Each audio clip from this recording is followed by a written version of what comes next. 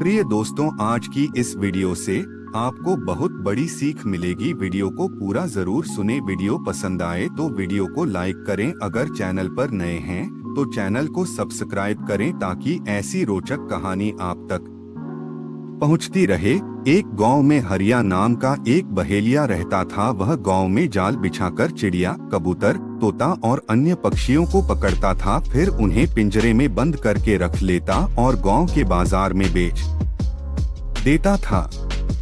देखें, हरिया के घर में उसकी पत्नी शोभा भगवान शिव की भक्त थी। वह दिन रात भगवान शिव की पूजा करती थी। शोभा अपने पति के काम से खुश नहीं थी। एक दिन उसने ने हरिया से कहा, सुनो जी, तुम जिन पक्षियों को पकड़कर बेचते हो, इससे उन्हें कितनी तकलीफ होती होगी। उसकी बात सुनकर हरिया हंसने लगा और उसने कहा, तुझे कैसे पता इन्हें तकलीफ होती है? इन्हें बाजार में बेचने से मुझे अच्छे पैसे मिलते हैं। यह सुनकर शोभा रोने लगी। उसने कहा, आपको शायद यह नहीं पता कि इन भोले बेजुबान पक्षियों की हाय हमें लग रही है, इसी कारण हमारे कोई संतान नहीं है।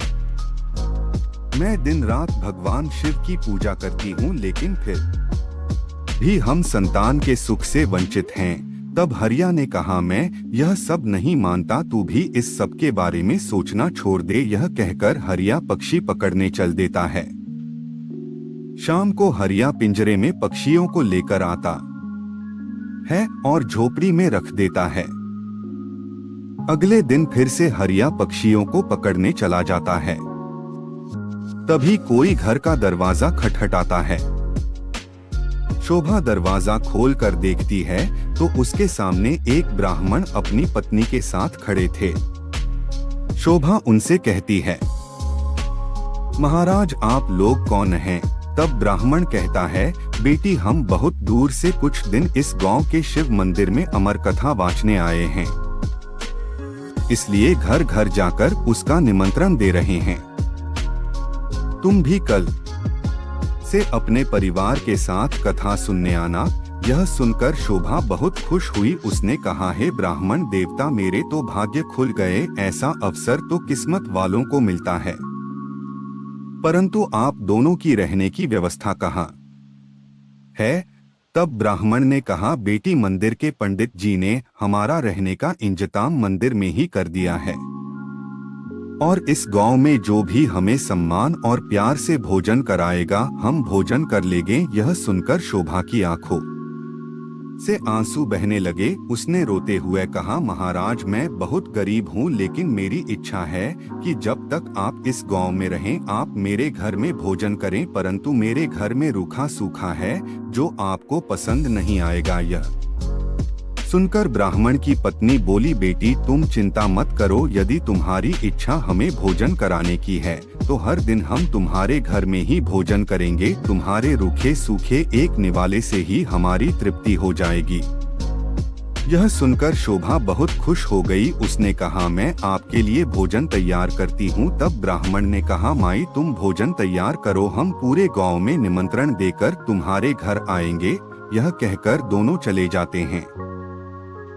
शोभा भोजन तैयार करती है।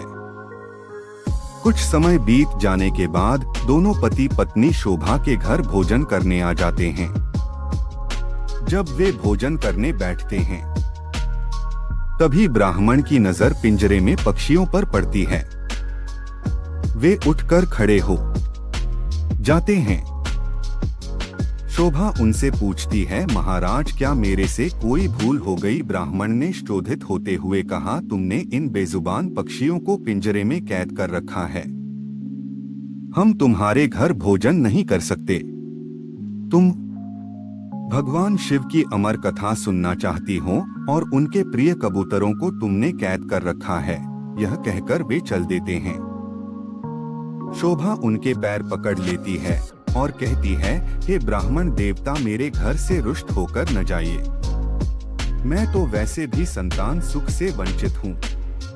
अगर आप भी बिना भोजन किए चले गए तो हमारा सर्वनाश निश्चित है। यह पक्षी मेरे पति ने पकड़े हैं। मैं अभी इन्हें आजाद कर देती हूँ। यह कहकर वह बाहर जाकर सारे पक्षियों को आजाद कर देती है। यह देखकर ब्राह्मण पत्नी सहित भोजन करते हैं और शोभा को सौभाग्यवती और पुत्रवती होने का आशीर्वाद देकर चले जाते हैं। शाम को जब हरिया आता है, वह पिंजरा खाली देखकर शोभा से पूछता है। तब शोभा उसे सारी घटना बता देती है। हरिया गुस्से में कहता है, मैं इतनी मेहनत से पक्षी पकड़ कर लाया था और तूने सब उड़ा दिए। आज के बाद किसी को भोजन पर मत बुलाना। तब शोभा कहती है, मैंने तो उन दोनों को 7 दिन का न्योता दे दिया है, अब मैं पीछे नहीं हट सकती है। उन्होंने मुझे सौभाग्यवती और पुत्रवती होने का आशीर्वाद दिया है। अमर कथा वाचने वाले सच्चे ब्राह्मण का आशीर्वाद कभी बेकार नहीं जाता।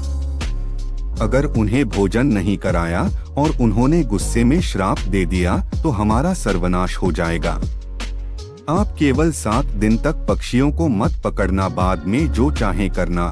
हरिया को हार कर उसकी बात माननी पड़ी। वह बेमन से 7 दिन घर पर ही रहने लगा। हर दिन ब्राह्मण और उनकी पत्नी भोजन करने आते। उनके आने से पहले हरिया घर से चला जाता। उसे यह सब पसंद नहीं था। शाम के समय शोभा कथा सुनने जाती। वह हरिया से भी चलने को डोट कहती, लेकिन हरिया मना कर देता था। इसी तरह 6 दिन बीत गए। रात को शोभा ने हरिया से कहा, आपने मेरे कहने से 6 दिन पक्षियों को नहीं पकड़ा, बस आप मेरी एक बात और मान लीजिए। हरिया ने कहा, क्या बात है? वैसे भी मैं केवल कल ही घर पर रुकूंगा, परसों से अपने काम पर जाऊंगा। तब शोभा ने कहा, कल अमर कथा समाप्त हो जाएगी। मैं चाहती हूँ आप कल मेरे साथ मंदिर में कथा सुनने चलें और वहाँ से वापस आने के बाद ब्राह्मण और उनकी पत्नी को अंतिम बार भोजन कराकर उनसे आशीर्वाद लें। क्या पता उनके आशीर्वाद से हमें संतान का सुख मिल जाए। हरिया उसकी बात सुनकर अगले दिन कथा सुनने चल देता है। मंदिर में कथा सुनते सुनते हरिया की आंखों से आंसू बहने लगते हैं। शोभा के पूछने पर वह कहता है, भगवान शिव ने जिन कबूतरों को अमरता का आशीर्वाद दिया, मैंने जीवन भर उन्हें बेचकर अपना जीवन नरक बना लिया। कथा समाप्त होने पर वे दोनों घर आ गए।